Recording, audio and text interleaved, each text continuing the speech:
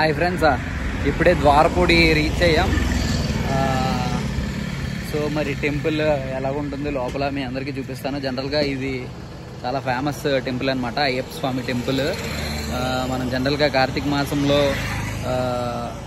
అయ్యప్ప స్వామి మాల వేసుకుంటారు కదా, వేసుకునే వాళ్ళు మరి మాల తీయడానికి శబరిమల వెళ్తుంటారు. ఇన్ కేసు శబరిమల వెళ్ళడానికి ఎవరికైనా పాసిబిలిటీ లేదనుకుంటే కనుక వాళ్ళు ఎక్కడికే వచ్చి మాల తీయడం అయితే జరుగుతుంది.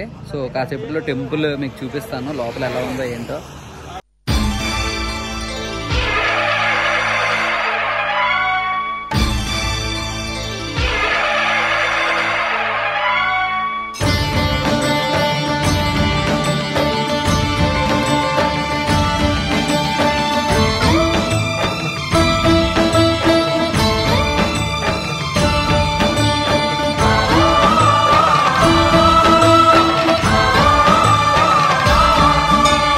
అయ్యప్ప దేవాయ నమః,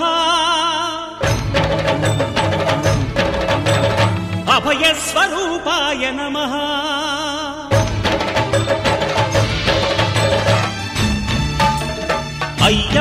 సో దర్శనం అయితే అయిపోయింది. ఇంకా ఇక్కడ కొన్ని వెనకాల సాయిబాబా టెంపుల్ ఉంది, ఇప్పుడు అక్కడికైతే వెళ్ళాలి. నెక్స్ట్ వెనకాల ఇందాక మనం చూసాం కదా ఏంటి శివుడి విగ్రహం కూడా ఉంది, అక్కడ కూడా వెళ్తాం. సో ఇక్కడ ద్వారపూడి టెంపుల్ కిందనే, అంటే అయ్యప్ప స్వామి టెంపుల్ మీదనే ఉంటుంది. అయ్యప్ప స్వామి టెంపుల్ కిందనే కనకదుర్గ అమ్మవారి టెంపుల్ కూడా ఉంది. సో ఇక్కడికి కూడా రావచ్చు. ఇక్కడికి వచ్చిన తర్వాత ఇక్కడ వాల్స్ మొత్తానికి కూడా గురువులు, అంటే ఇప్పుడు షిరిడి సాయి లేదంటే రాఘవేంద్ర స్వామి ఇలా ఎవరైతే ఉన్నారో వీళ్ళని మనం జనరల్గా గురువులు అంటాం అనమాట. ఇలా గురువులు తాలూకా ఫొటోస్ ఏవైతే స్కల్ప్చర్స్ ఉన్నాయో అవన్నీ కూడా వాల్స్ మీద పెట్టడం జరిగింది. ఒకసారి చూడండి.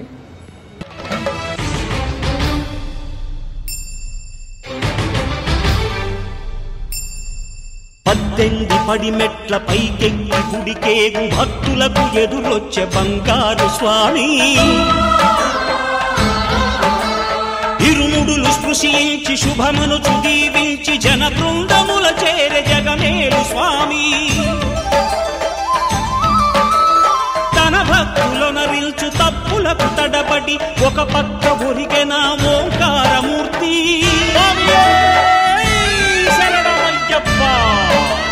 స్వాములందరూ తనకు సాయము కాగా ధీమంతుడై లేచే ఆ కన్య స్వామి. పట్టబంధము వీడి భక్తతతికై పరుగు పరుగున వచ్చే భూమిపైకి నరుడై.